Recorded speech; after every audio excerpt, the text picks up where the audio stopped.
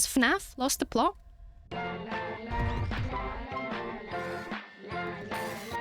No, not really. And before trying to make a point, let's look back incredibly briefly at the overall picture of FNAF and its lore. And that's briefly because we don't have 11 years to spare. Bear in mind, I am in no way saying that I am a certified theorist or in any shape or form a lore expert, but I have been into this game and its storyline shenanigans ever since Sister Location came out. So I could say that I have my fair share of experience and knowledge of not only the games, but also the community experience. So, Five Nights at Freddy's has since had, let me quote from the FNAF fandom wiki, total of 30 video games, 11 main games, 9 spin-offs, 6 expansions, and 4 troll games, 58 books, 9 novels, 20 anthologies, 11 graphic novels, 6 guidebooks, 3 coloring books, and 9 miscellaneous books, 4 attractions, Snapchat lenses, 2 films, multiple crossovers, a slew of merchandise, and much more coming in the future.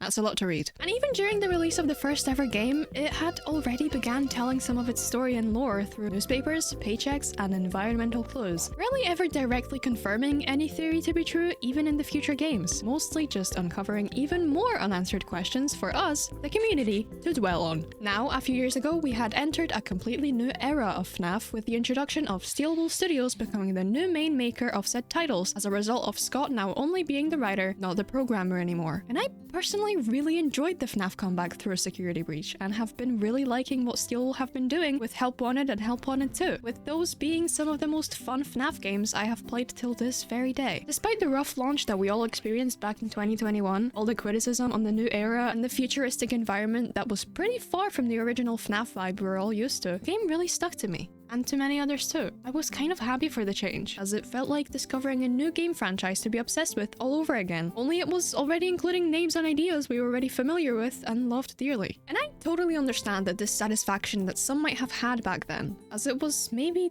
too different from what we knew, too ambitious. But all those years later, I still find Security Breach and Ruin to be one of those games that I look back at incredibly fondly, and would be very happy to play them for the first time again. Earlier this month, we were officially introduced to Secret of the... a title set in the past, all before all the games we already knew, which is supposedly during the period of Fredbear's Family Diner being a thing before the original Freddy Fazbear's Pizza location being opened. In said game, we are playing as Arnold, An overworked technician hired by Fazbear Entertainment to get back company property from one of their contractors, Edwin Murray, who has mysteriously disappeared. I had bought the game at launch, and sure, there were some issues, but overall, once again, I really like the game. The gameplay is a little different, new game mechanics have been introduced, and the story has expanded even more. But I guess that's the issue here. People online have been fuming at the new lore implications, at a completely different story being thrown directly at us throughout this whole game, changing entirely what we thought of the timeline ever since FNAF 1. It's giving us a fully fleshed out chapter that we never knew existed up until now, and people are really questioning if the story is now becoming a stretch. And personally, I don't really think it has. Let me elaborate. With the new release of Five Nights at Freddy's Secret of the Mimic, we indeed learn a bit more about secrets we did not know before, and also get new unanswered questions and unclear implications that pose even more questions. So despite all, this is still FNAF. It still has ghosts, it still has machines going rogue, still contains familial issues, and still involves fires, and William Afton is still somehow connected to it all. And we are also provided with many hints at where some characters we already know had come from. Well, Murray's costume manner, of course. Roxy, Monty, Mystic Hippo, Music Man, Pat Pats, so we can finally pet them. Hey Arnold. And now potentially even Sun and Moon. Sure, most of those were first introduced in Security Breach, but it still very much ties many things together already, bringing in a bit more meaning to them since they're now apparently included from the very start of the timeline.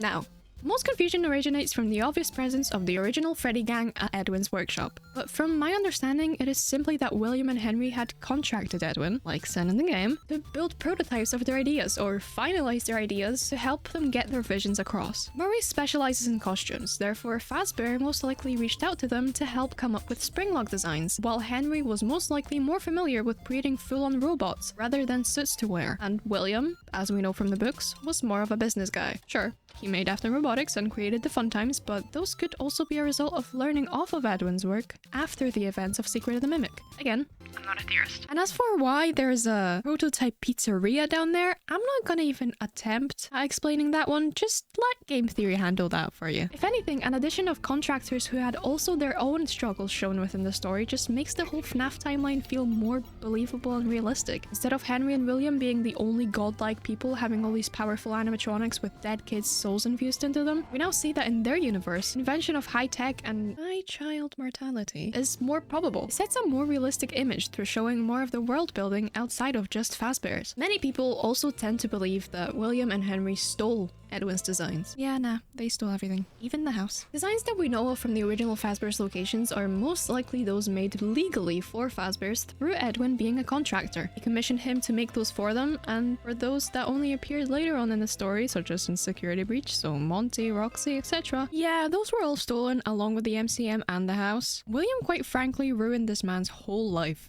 This game also shows some parallels from older games, such as cutouts that closely resemble Trash in the Gang or some of the toys from the FNAF 4 bedroom. How those may be connected, I have no idea. Either Fazbear made those and sold them where Edwin could also buy them for David, or Edwin made them, or a different company, or they are just a fun little callback to the only other time in this franchise where we saw a children's bedroom, aka FNAF 4, because let's be honest, the whole layout is quite similar. Unless William stole Edwin's house and the MCM, and that's how he got a huge basement to Will's sister location. Maybe the Pizzaplex is now on top of the MCM. I don't know. And also, Stan's Budget Tech is mentioned, which is a catalog choice and pizzeria simulator, which is an awesome callback, because no one seems to ever care where those companies came from. Featuring characters like Candy Cadet, Happy Frog, Mr. Hippo, Pick Patch, and Ned Bear, it now confirms that those were all designs stolen by employees from Murray's Costume Manor, who created their own company.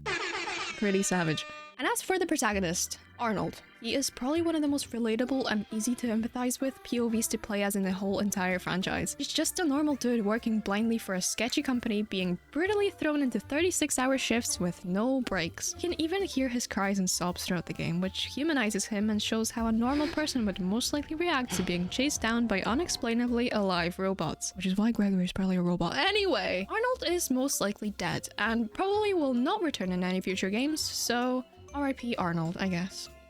Oh look, there he is again! Overall, I find this game really enjoyable. It provides a lot of new lore, a lot of new questions as well as answers, and in general was just very fun to play. I really enjoyed seeing all the new characters we never seen before, the non-Fazbear designs, and finding out just a tiny bit more about characters we had grown to love over the years. The old FNAF nostalgia is real, but I won't let it blind me from a new era of great games. It's genuinely a super replayable game, and despite a similar theme throughout of the mimics searching for you, the different environments and unique tricks and utilities in each section make it actually fun. There's some creepy parts, some with more tension, some more relaxed bits, and some just straight up sad or wholesome. This is, I think, by far the best overall flat FNAF game that Steel Wool has made until this day. I think Help Wanted 2 will always be my favorite, and Security Breach will always have a special place in my heart for introducing free roam gameplay to FNAF. But Secret of the Mimic is a super well-made game that really just made me incredibly happy and satisfied throughout my multiple times replaying it, as I wanted to get all the endings and achievements because the first time I beat it, it made me instantly want to 100% this game.